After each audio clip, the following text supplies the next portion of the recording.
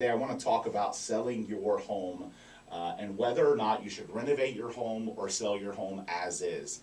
And there's not a real simple, easy way to answer that. It's different in every neighborhood. Every house is different. Every situation's different. There's no tried and true, advice that we can give you to say, hey, you should renovate your house or you should sell it as is. Every situation's going to be unique. It's going to depend on how much the renovation is, how big the house is, what the competition in the neighborhood is. And because real estate's so local, you could have something going on in your neighborhood that says, you know what, you don't have to renovate it, you can sell it as is because the market's so hot.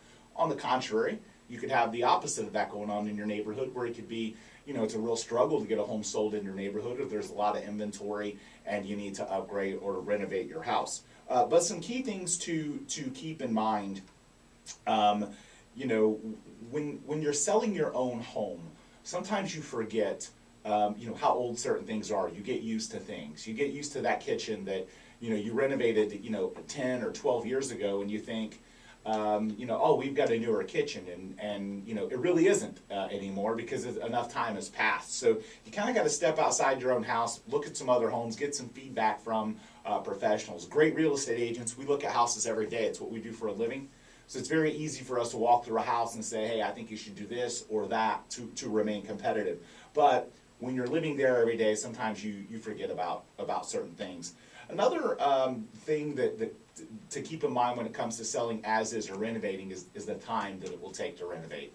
Angela, we've gone through the process of renovating lots and lots of homes, including homes that we live in and homes that we've bought to invest in.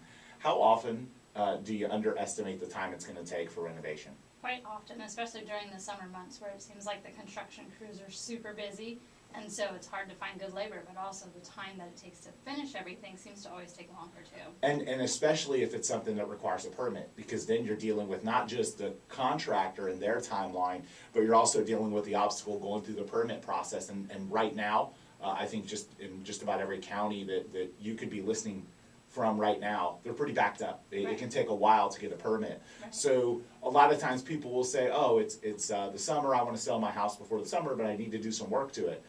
If you're thinking that right now and it's July 7th, you might have missed a boat, because by the time you get the work done and all that, summer's going to be over, school's going to be back in. So a lot of times it makes sense to sell as is. Again, each situation's unique. It depends on the competition in the neighborhood, but the timeline. Also, the financial side of it. Another important thing about renovation is when you start ripping stuff out to upgrade it, more stuff gets found wrong. Always. You'll find out that there's a leak behind this, or you pulled some cabinets away and there's some mold, or there's a plumbing issue, or whatever it is. And that throws a wrench in the plans when it comes to the cost of things, because then not only are you dealing with time, but you're dealing with more money to invest into renovating the house. Generally speaking, I also think it matters from the price point. The more expensive the home, maybe the higher the expectation is of a turnkey property. The less expensive, the more possibility is that someone can buy it. They have a budget, they can buy at that price, and they can renovate it over time. So some of that will vary from neighborhood to neighborhood, but nonetheless, you've got to be conscious of those things. Don't underestimate both the time and the money that it will take to renovate your house when you do go to sell it. But I do think the renovations is important too, because if you think about, especially with like a first-time home buyer, if you're not doing the renovations to your home before you put it on the market, and the real estate agent on the other side isn't great at explaining repairs, that home inspector might come in and talk about the old pipes or the old electrical, and it might potentially scare the buyer away, and then the home's on the market, and then people see that. I think that it helps. That's a good opportunity to bring up the difference for people between repairs and renovation. So like repairs, which a lot of times get lumped into the same thing. You're going to go in and you're going to rehab a house and you're going to fix everything that's wrong. But you're also at the same time going to cosmetically improve it. So when it comes to the repair portion of the renovation, that's something that a lot of times you can't skip, because the house may not qualify for certain types of financing. It may not pass an inspection if it's got an old roof, if it's got old plumbing, if it's got old electrical. So there may be parts of a renovation that you have to do. The optional stuff would be the cosmetic stuff that's not going to cause a home to pass inspection or be able to get through Paint, appraisal. carpet, things Paint, like that. carpet, new kitchen cabinets, new countertops. But when it comes to the repair portion of the renovation, sometimes you have to. You don't have a choice, and those items are generally things, you're looking at plumbing, electrical, you're looking at roof. Yep. And AC Yep, are those are big the ones. major things for insurance too, because a lot of that will affect your rate. Yeah, and so I think the key to think about it is you want to be able to have the property apply to the most number of people that you can, and put the most amount of money in your pocket in the least amount of time. The least amount of time gets thrown out when you throw renovation in there, because it's gonna take some time to get there. So you have to weigh how much more money can you make by investing in a renovation or not. There are certainly times when people think that they're going to renovate a house and make more money, and it ends up being the opposite. They spend more than the renovation adds in value. So don't think that if you're spending $20,000 on a kitchen renovation that it's going to increase the value $20,000.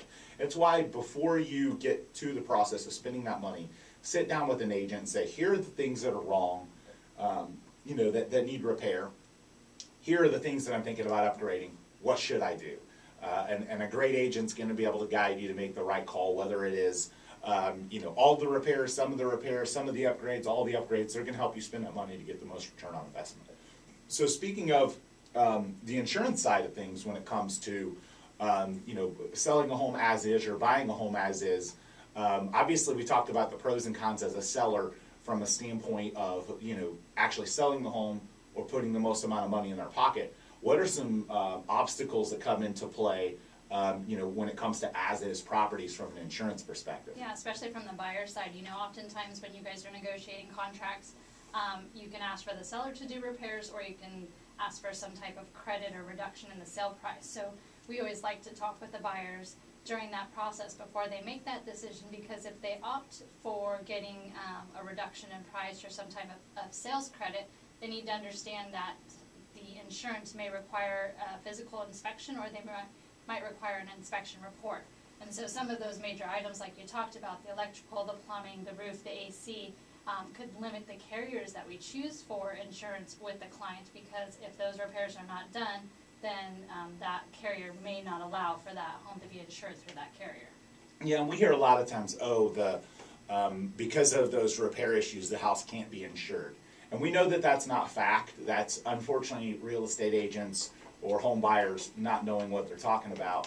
But there's no such thing as well, I wouldn't say there's no such thing, but it's very rare to have a house that's completely uninsurable. The difference is just how much the policy would cost. Right, and that's fun for us to come in and kind of educate not only the buyer, the seller, but the real estate agent, so they're not talking those false terms with their clients going forward. Oftentimes we'll see a roof that might be 20, 25 years old, and then I hear somebody, a real estate agent from another company will say, hey, well, can't get insurance on it, and then we call them and help educate them on, well, we can. It may limit some of the carriers, it might cost a little bit more, but if the buyer's not wanting to do the roof or the seller's not doing the roof, we can still get them insurance now. So there's when you're a customer or when you're a real estate agent and you say that a house is not insurable, most of the time you're wrong, because the house is insurable. It's just a matter of the research to find the right carrier, and you're likely going to pay more because that house has greater risk. So there are carriers out there that would take on a roof that is old or dated or has issues. It's just, again, they're more of a high risk carrier, and they're going to charge more for that policy. So other things, when you're selling an as-is house, that's also something to keep in mind when it comes to the buyer's budgeting for the purchase of the home. So if they're selling an as-is house and the home has some things that will cause that insurance to go higher, older roof, past claims, all past repairs, whatever it is, some of those types of things, if you can address them as the seller, you're going to increase the buyer's buying power and likelihood that you'll open up more people to be able to buy your home. If they're looking at it and they're going to have to spend $2,000 on insurance when other homes in that price point are $1,000 in insurance, they may not be able to pay as much money for the house. So as a seller, if you have some of those things that cause higher insurance, you might want to address them if you can because it will help open up the buyer pool. And one of the things I love with working with the team, the Duncan Duo team, is that we can work with the sellers ahead of time, especially when they're going to be listing the home, that we can get a quote ready for the buyer and, you know, give that to any potential buyers, whether it's the regular home insurance or the flood insurance. We can help prepare that ahead of time so that when a buyer is looking at a house, they can determine whether or not that house can fit in